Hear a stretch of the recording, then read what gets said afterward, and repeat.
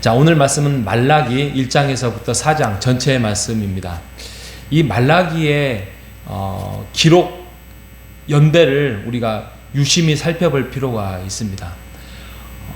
연대 제가 이 날짜는 기억했으면 좋겠습니다. 한 게 BC 586년에 BC요. BC 586년에 남유다 왕국이 바벨론으로 인하여서 멸망을 했습니다. 그리고 70년 후에 다시 남유다로 너희들이 돌아올 것이다. 해방이 아니고 고레스로 인하여서 너희들이 자유롭게 돌아오는 거예요. 총독을 두고 자유롭게 돌아와서 예배도 드릴 수 있고 제사도 드릴 수 있고, 그게 약 BC 515년에서 510년 정도 되겠죠. 그러면 그죠? 그래서 지금 돌아와서 이제 성전도 짓고 집도 짓고 또 제사도 드리고 옛날로 좀 돌아올 수 있어요. 해방은 아니에요. 속국은 계속 가요. 그로부터 또 한 80년 정도가 지났습니다. 80년 정도. 그러니까 이 말라기가 그 시대예요. 80년 정도 돌아와서 지났습니다. 그때가 이제 말라기 기록 연대가 BC 430년쯤 돼요. 여러분, 우리가 그러잖아요. 뭔가를 새롭게 깨닫고 뭔가를 은혜를 하나님께 받으면 우리가 보통 한 달 정도 가나요? 한 달을 못 가던데요. 한 열흘 정도, 일주일 정도밖에 되지 않더라고요. 우리가 부흥회하고 은혜 받으면, 우리가 결단하면, 우리가 그걸 계속적으로 우리가 하지 못하면 한 일주일에서 2주일 가면 다시 처음으로 돌아가잖아요. 그런데 이 말라기 시대는 지금 하나님의 은혜로 다시 돌아와서 남유다로 돌아와서 이제 제사도 드리고 드디어 우리가 하나님께 은혜를 드릴 수 있는 제사를 드릴 수 있고 성전을 지을 수 있습니다. 감동의 은혜가 미쳐서 한 세대가 지나고 조금 더 또 한 세대가 지나면서 80년 세월이 지났다는 거예요. 그죠?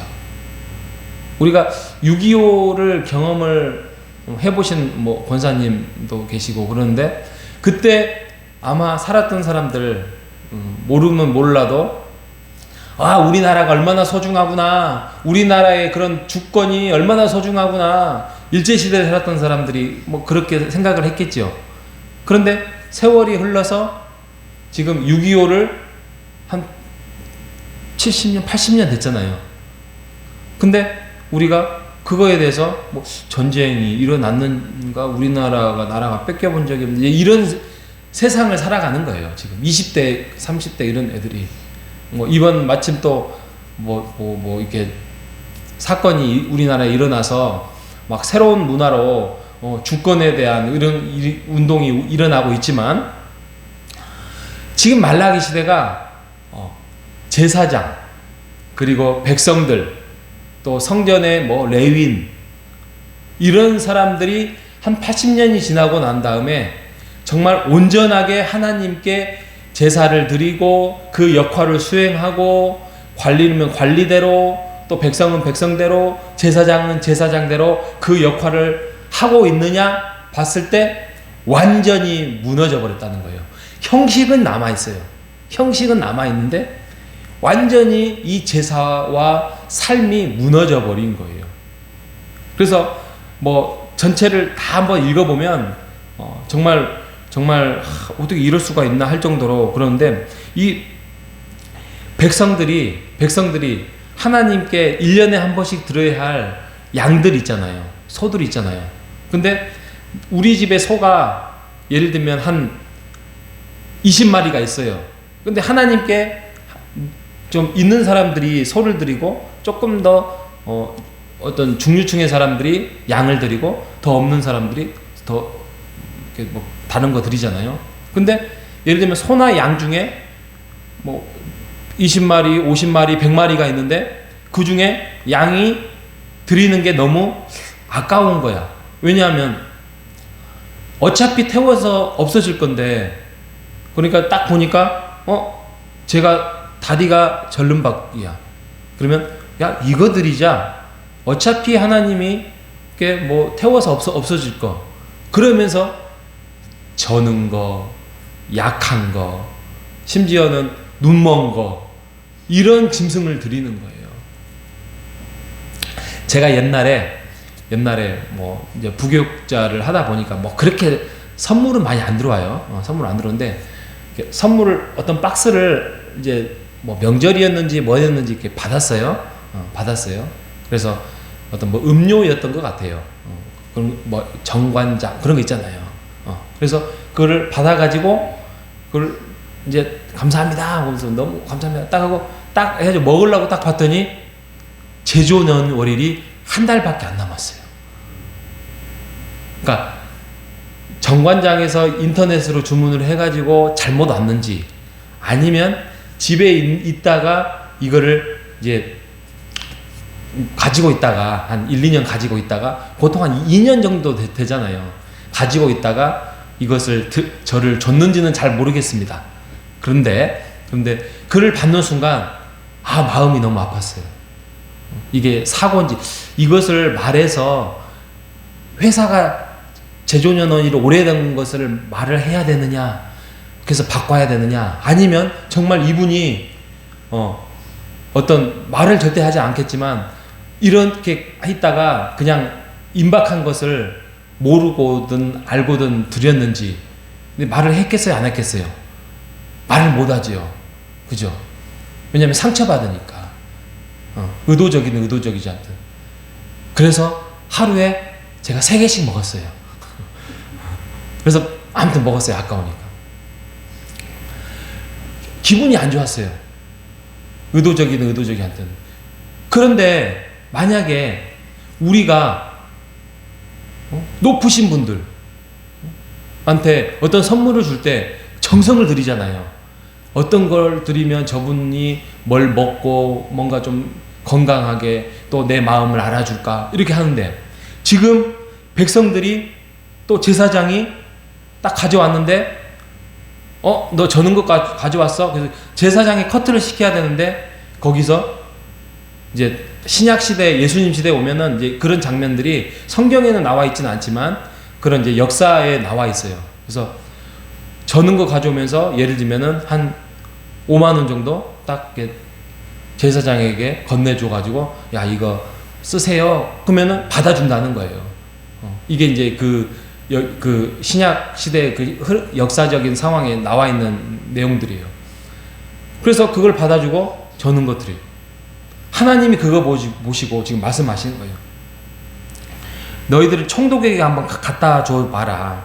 그거 받아준 사람이 어디 있겠느냐. 저는 거 병든 거 그 어찌 악한 마음으로 너희들을 그러냐. 내가 지금 제사를 원하는 게 아니다. 나는 너희들과의 관계를 원하고 신의를 원하고 온전한 것을 드리면서 너희들의 마음을 원하는 거야.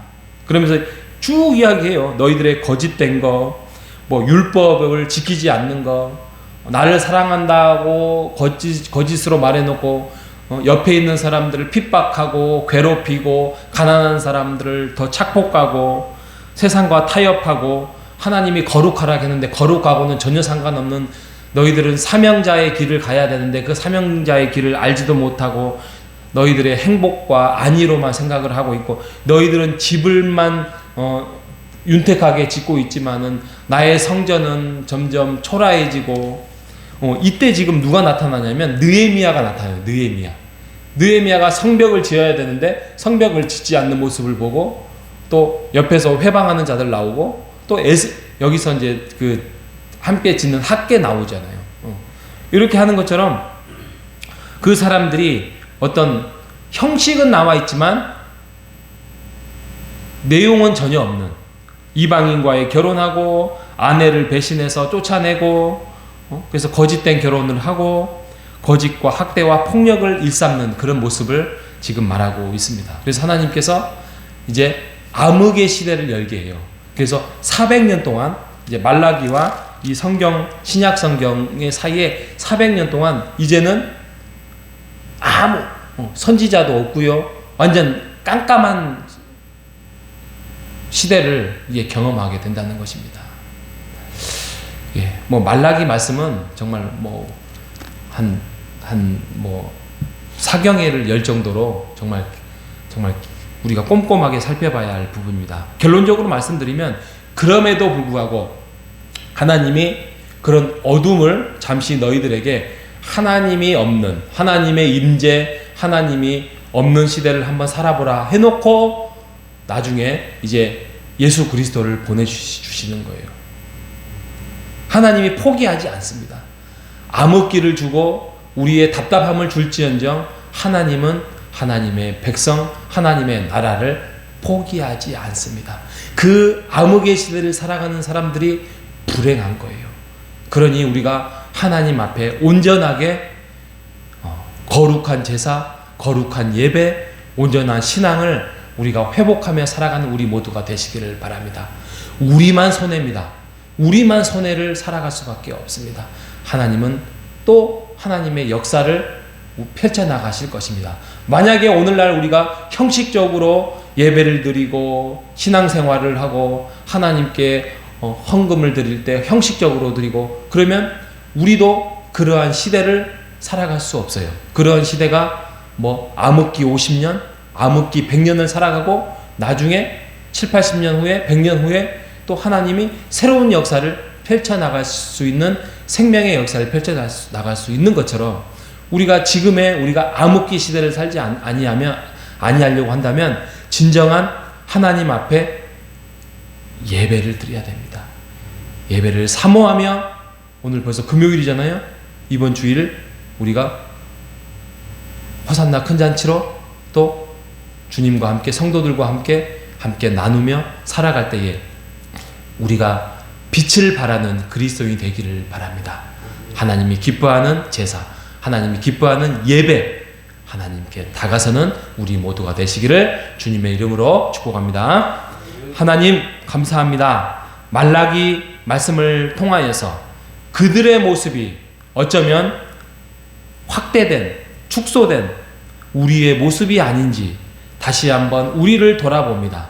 우리가 하나님께 예배 자리로 나올 때 형식적이거나 또 너무 거짓적이거나 이런 부분은 없었는지 다시 한번 하나님께 우리가 온전하게 나아올 때에 하나님 앞에 예배드리고 하나님을 만남으로써 인격적으로 우리의 삶이 편하고 우리의 변화된 모습으로 우리가 이웃들을 사랑하고 우리의 형제들을 사랑하고 우리가 헌신하며 살아간 우리의 모습이 될 수 있도록 인도하여 주시옵소서.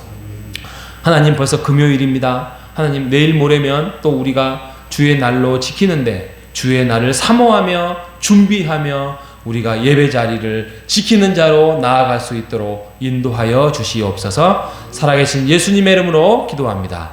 아멘.